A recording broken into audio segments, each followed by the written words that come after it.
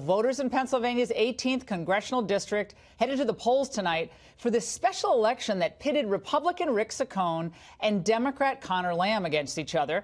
President Trump easily defeated Hillary Clinton there in 2016. So Democrats and the mainstream media have tried to frame the contest as a bellwether for a potential blue wave in the 2018 midterms. But is that accurate?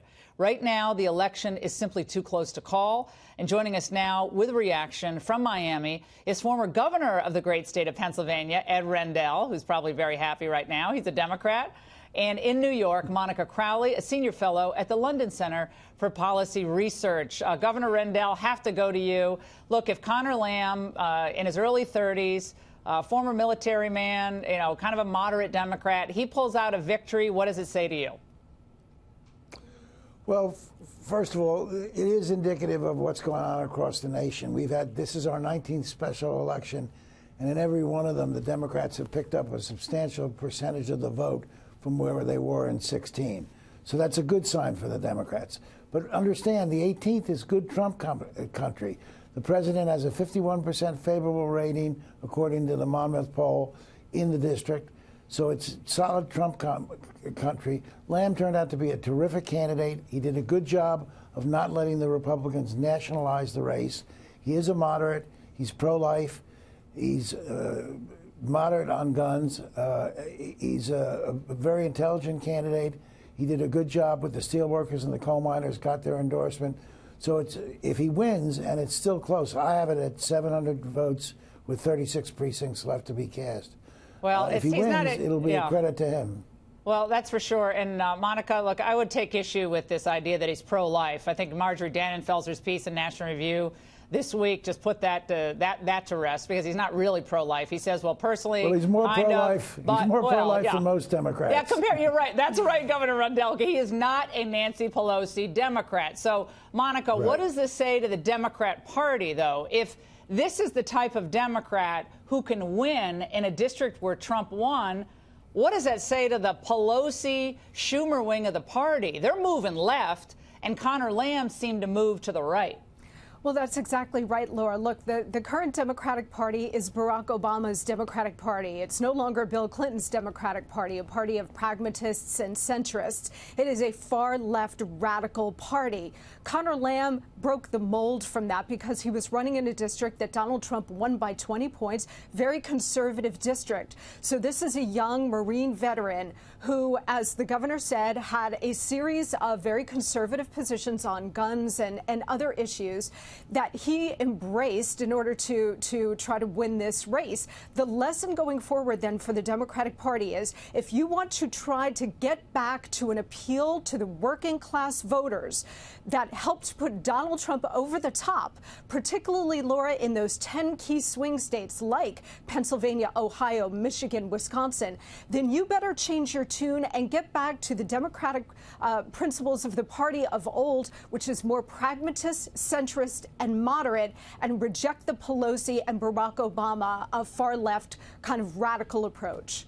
I mean, Governor Rendell, I said this for some time, and others have as well, that's where the Democrats' sweet spot always was, the party of the little guy. And somehow the Democrats became the party of, like, the teachers' unions, of the trial lawyers, of the Planned Parenthood. And I think they missed, just like the Republicans did in a different way, they missed the heart of America. And the heart of America runs right through Pennsylvania, right through Pennsylvania. No question, you're right. The core values of the Democratic Party going back 50 years are values that most Americans agree with, and we've gotten away from them.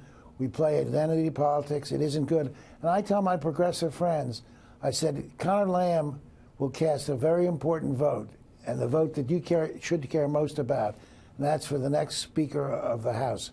Whether it's Nancy Pelosi or somebody else, if it's a Democrat, we can bring legislation to the floor that we can't get to the floor now. That's the single most important thing. And if we want to be a party that really controls, we have to understand that, and our progressive wing has to understand it most of all. Well, you think of the alarmism over Trump's tariffs, for instance, and both Saccone and Lamb gave, fairly decent support for the idea of tariffs, if not as broad-based as Trump's. But then you think of the caterwauling we heard from both the establishment Democrats, some of them, and the establishment Republicans, more so the Republicans. It just shows you this is why Trump won in Pennsylvania, because he's for bringing back manufacturing that both Democrats and Republicans, Obama and Hillary, and Republicans had said we're never going to get those jobs back. And that was an insult to the voters of Pennsylvania, Ohio, Wisconsin, Iowa, and beyond. And so if I'm a Democrat watching this tonight, I don't care if you're living in California or you're living in Wisconsin or Ohio. Conor Lamb, if he pulls out this narrow victory, they've got to look at this and say, wait a second, we better re-examine where we are in a whole host of issues. I know the country's different in places, but to me, that was Trump's recipe for success, and it can be the Democrats' recipe for success. Monica? Remember, Laura, that Donald Trump essentially created a new winning coalition, sort of like what Obama did in 2008. Donald Trump turned everything upside down. He essentially was the first post-ideological president. So he takes positions that are not traditionally Republican, even though he won as a Republican president. That kind of cross-current appeal to the working-class voters on all sides that have felt ignored by the elites in the Republican establishment, the Democratic establishment. They felt for a long time that their wages were not increasing. They couldn't get decent jobs. They were in the industrial Rust Belt, particularly in the Midwest, states like Pennsylvania, and Donald Trump gave them a voice. He spoke to them. And you know what? Because he's post-ideological, he is solutions-oriented. He is not ideologically based. He is solutions-oriented. So if you're a Democrat and if your candidate pulls us out in this district, the lesson is to reject the far-left approach that was begun by Obama and perpetuated by Nancy Pelosi and the other radicals that are controlling the Democratic Party. Their eyes should be open tonight, and they should see, even if they lose, this is a very close race, they should see that the path to electoral success does not go through far-left radicalism. Governor Rendell, got about 15 seconds. Let's say Saccone had run as an establishment Republican, not in favor of tariffs. Where do you think this race would have been tonight? Again, we don't know where it's going to turn out, but don't you think Conor Lamb would have been ahead like 10 points at least? Well, at least 3 or 4, no question. And look, tariffs, I testified about imposing a tariff when I was governor because China was dumping steel into the U.S. to try to drive out our steel industry. The thing that Donald Trump did wrong, Laura, is he did it too broad-based. You should do it against transgressors, people who are dumping product into the U.S. He got a lot of leverage against the EU, and we're going to see where that leverage leads.